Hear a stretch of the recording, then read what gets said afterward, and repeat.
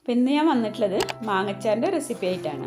അപ്പോൾ വീഡിയോയിലേക്ക് കടക്കുന്നതിന് മുന്നേ എൻ്റെ ചാനൽ ആദ്യമായിട്ട് കാണുന്നവരും അതുപോലെ തന്നെ സബ്സ്ക്രൈബ് ചെയ്യാതെ കാണുന്നവരും പ്ലീസ് ഒന്ന് സബ്സ്ക്രൈബ് ചെയ്ത് സപ്പോർട്ട് ചെയ്യണേ.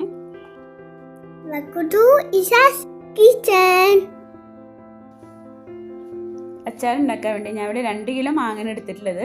ഇത് വീട്ടിലുണ്ടായിട്ടുള്ള മാങ്ങയാണ്, പക്ഷേ ഇപ്പോൾ ഈ തുടർച്ചയായിട്ടുള്ള മഴ കാരണം തോന്നുന്നുണ്ട് തൊലിക്കൊക്കെ ഒരു കറുപ്പ് കളർ വന്നിട്ടുണ്ട്. അപ്പോൾ നമുക്ക് കത്തി കൊണ്ട് ആ കറുപ്പ് മാത്രം ഒന്ന് വരണ്ടി കളഞ്ഞതിന് ശേഷം നമുക്ക് കട്ട് ചെയ്തെടുക്കാം.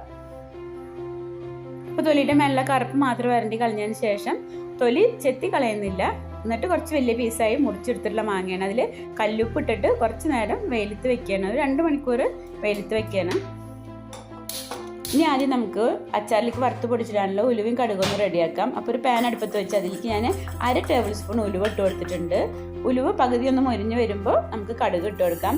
കടുക് ഇവിടെ 1 ടേബിൾ സ്പൂണാണ് എടുത്തിട്ടുള്ളത്. കടുക് പെട്ടെന്ന് തന്നെ മൊരിഞ്ഞ് കിട്ടും. അപ്പോൾ നമ്മൾ ലോ ഫ്ലെയിമിൽ വെച്ചിട്ട് വേണം അത് വറുത്തെടുക്കാൻ.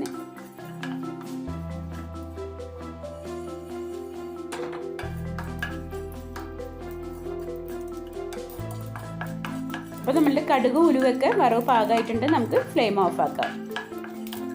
അത് ചൂടാറിയതിന് ശേഷം നമുക്ക് പൊടിച്ചെടുക്കാം.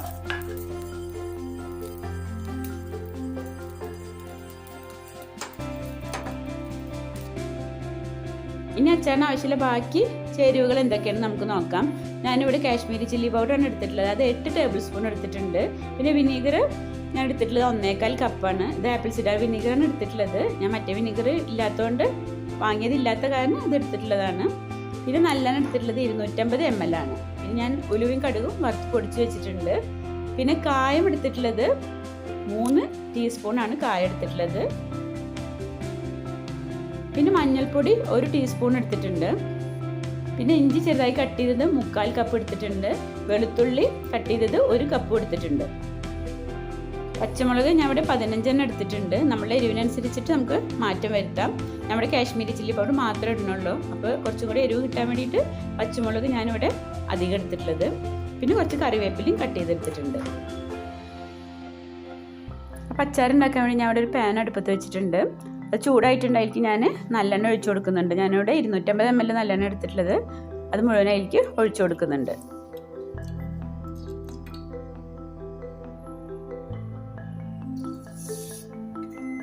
ഇപ്പോൾ നല്ലെണ്ണയൊക്കെ ചൂടായിട്ടുണ്ട്. അതിലേക്ക് 2 ടീസ്പൂൺ കടുക് ഇട്ട് കൊടുക്കുന്നുണ്ട്.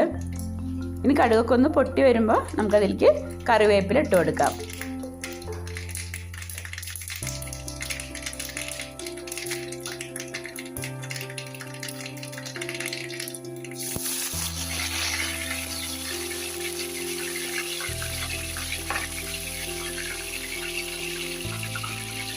കറിവേപ്പിലൊക്കെ ഇട്ട് ചെറുതായിട്ടൊന്ന് മുരിഞ്ഞു വരുന്ന സമയത്ത് നമുക്കതിലേക്ക് ഇഞ്ചി ചേർത്ത് കൊടുക്കാം.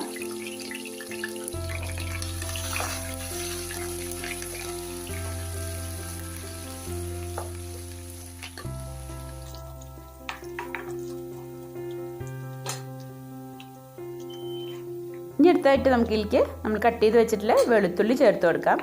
ഇനി ഇഞ്ചിയും വെളുത്തുള്ളിയുടെയും ഒക്കെ ആ ഒരു പച്ചമുളകൊക്കെ ഒന്ന് ചെറുതായി പോകുന്ന സമയത്ത് നമുക്ക് പച്ചമുളക് ചേർത്ത് കൊടുക്കാം.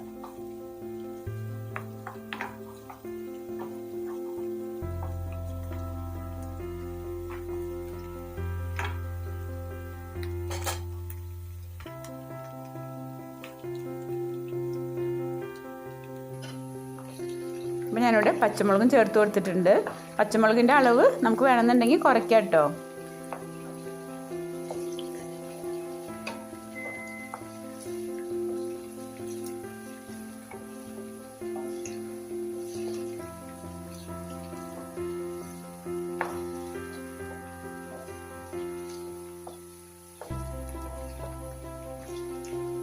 ഇപ്പോൾ ഇഞ്ചിയും പച്ചമുളകും വെളുത്തുള്ളിയൊക്കെ നന്നായി വഴന്ന് വന്നിട്ടുണ്ട്. അധികം മൊരിയേണ്ട ആവശ്യമൊന്നുമില്ല. ആ ഒരു പച്ച ടേസ്റ്റ് പോയാൽ മതി.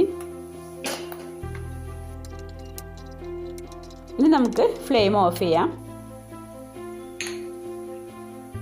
ഇനി നമുക്കതിലേക്ക് കാശ്മീരി മുളക് പൊടി ചേർത്ത് കൊടുക്കാം.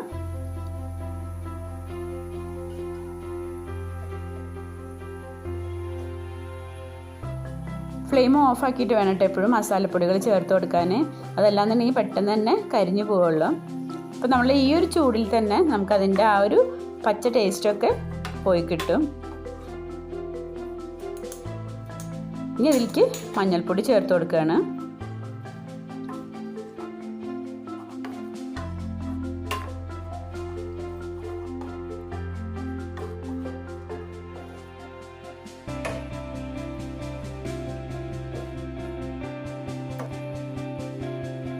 ഇനി ഇതിലേക്ക് നമ്മൾ എടുത്തു വെച്ചിട്ടുള്ള കായത്തിൻ്റെ പൊടി ചേർത്ത് കൊടുക്കാം. അതുപോലെ തന്നെ ഉലുവയും കടുകും കൂടി നമ്മൾ വറുത്ത് പൊടിച്ച് വെച്ചിട്ടുണ്ടല്ലോ, അതും കൂടി ചേർത്ത് കൊടുക്കാം.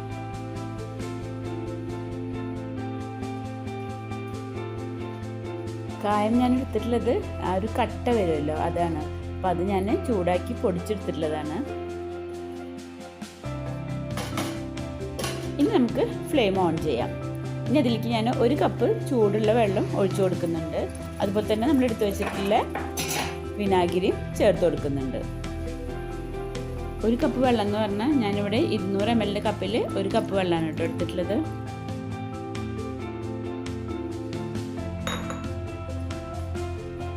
എല്ലാം കൂടി നന്നായി ഇളക്കി ഒരു 5 മിനിറ്റ് നമുക്കൊന്ന് തിളപ്പിച്ചെടുക്കാം.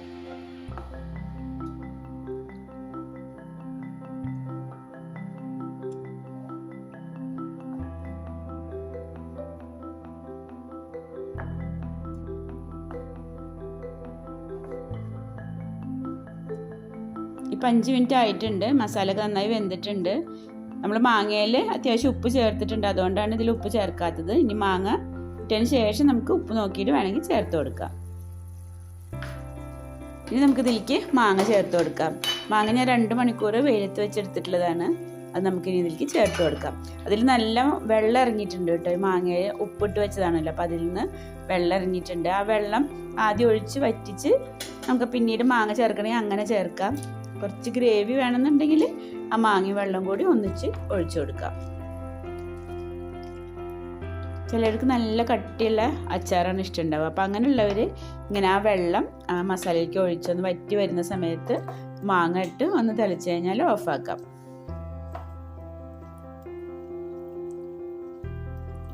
അപ്പം ഞാൻ മുഴുവൻ മാങ്ങ ഇട്ട് കൊടുത്തിട്ടുണ്ട്. അതുപോലെ തന്നെ അതിൽ നിന്ന് വന്നിട്ടുള്ള ആ വെള്ളം അതിൽ ഒഴിച്ചു കൊടുത്തിട്ടുണ്ട്.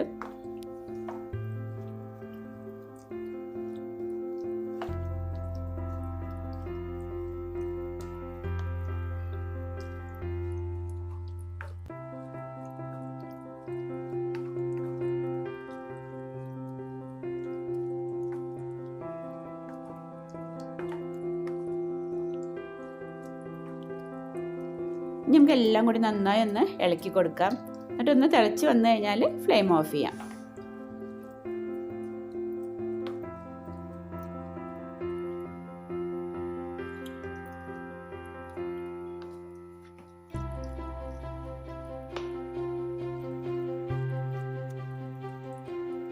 ഈ സമയത്ത് ഉപ്പും അതുപോലെ തന്നെ പുളിയും ഒക്കെ നോക്കിയിട്ട് നമുക്ക് ആവശ്യത്തിനുള്ളത് ചേർത്ത് കൊടുക്കാം.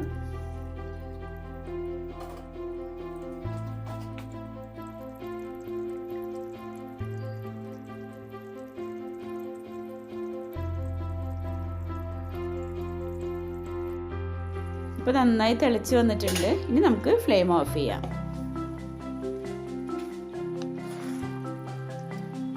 ഈ സമയത്ത് കുറച്ച് ലൂസായിട്ടാണ് നമുക്ക് തോന്നുക, പക്ഷെ അത് ചൂടാറി കഴിയുമ്പോൾ നല്ല കട്ടിയൊക്കെ നല്ല പാകമാവും. ഇപ്പോൾ നമ്മൾ അച്ചാറൊക്കെ ചൂടാറിയിട്ടുണ്ട്, കട്ടിയൊക്കെ നല്ല പാകമായിട്ടുണ്ട്.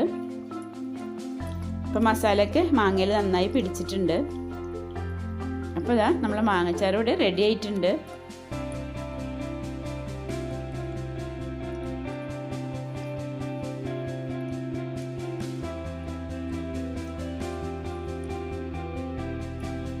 ഇനി നമുക്ക് അച്ചാറ് ഒട്ടും വെള്ളമില്ലാത്ത ഭരണിയിലോ അല്ലെങ്കിൽ ഗ്ലാസിൻ്റെ ജാറിലോ ആക്കി സൂക്ഷിക്കാം. അപ്പോൾ നമ്മളുടെ വളരെ ഈസിയും ടേസ്റ്റി ആയിട്ടുള്ള ഈ മാങ്ങച്ചാറിൻ്റെ റെസിപ്പി നിങ്ങൾക്ക് ഇഷ്ടമായിട്ടുണ്ടാവുമെന്ന് വിചാരിക്കുന്നു. ഇഷ്ടമായിട്ടുണ്ടെങ്കിൽ ഫ്രണ്ട്സിനും ഫാമിലിക്കൊക്കെ ഒന്ന് ഷെയർ ചെയ്യണേ. അപ്പോൾ ഇനി മറ്റൊരു വീഡിയോ ആയിട്ട് വരാം. Thank you. Razia's kitchen channel നിങ്ങൾ ആദ്യമായിട്ട് കാണുകയാണെങ്കിൽ ഒന്ന് സബ്സ്ക്രൈബ് ചെയ്യണേ. തൊട്ട് കാണുന്ന ബെല്ലൈക്കനും കൂടി ഒന്ന് ക്ലിക്ക് ചെയ്യാം. അപ്പം ഇനി അടുത്ത വീഡിയോയിൽ കാണാം. Thank you.